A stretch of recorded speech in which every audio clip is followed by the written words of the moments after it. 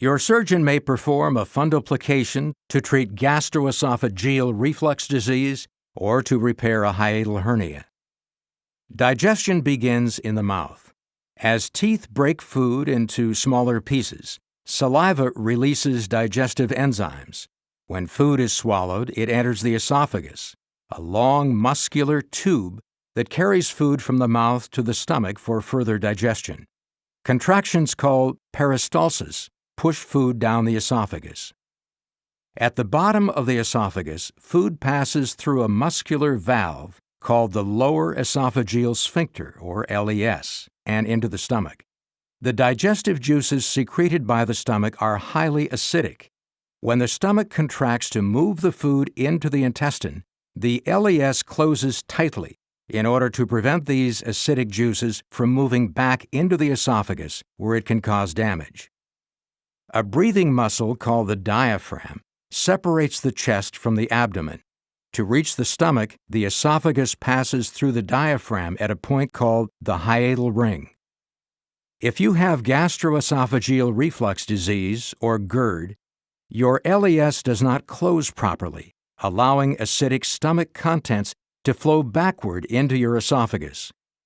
If GERD is not treated, it can lead to a variety of esophageal problems, including ulcers, bleeding, strictures or narrowings, and Barrett's esophagus, which is the abnormal growth of intestinal-type cells in the esophagus that can lead to cancer.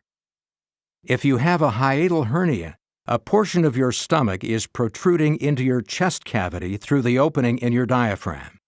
A hiatal hernia can affect the LES and increase the risk and severity of GERD. To begin your procedure, an IV line will be inserted into your arm to provide fluids and medication. A catheter may be placed into your bladder to drain urine. You will be given general anesthesia, which will put you to sleep for the entire procedure. Once you are asleep, a breathing tube will be inserted through your mouth and into your windpipe to help you breathe during the operation. One of two methods may be used for a fundoplication. In the traditional open procedure, your surgeon will begin by making an 8-inch incision in the abdomen to expose the stomach and lower esophagus.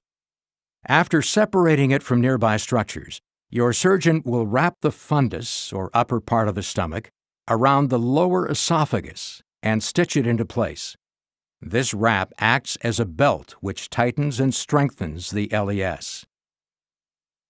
In the laparoscopic procedure, your surgeon will begin by making 5 small keyhole incisions, each about 1/2 inch long, in your abdomen.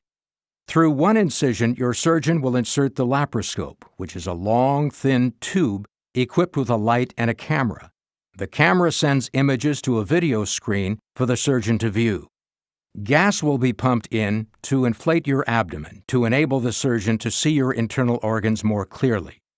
Through the other incisions, your surgeon will use instruments to detach the fundus of your stomach from its surroundings, wrap it around your lower esophagus, and stitch it into place. If you have a hiatal hernia, your surgeon will pull the herniated part of the stomach back into place in the abdomen and tighten the hiatal ring in the diaphragm to prevent another hernia. This can be done through either an open or laparoscopic procedure. To complete the surgery, the abdominal incisions are closed with stitches or staples. When you awake from surgery, you will find a small tube passing through your nose and into your stomach. This tube helps remove fluids and gas from the site of the surgery and is usually removed within 2 days. You will be encouraged to get out of bed and begin walking the same day of surgery.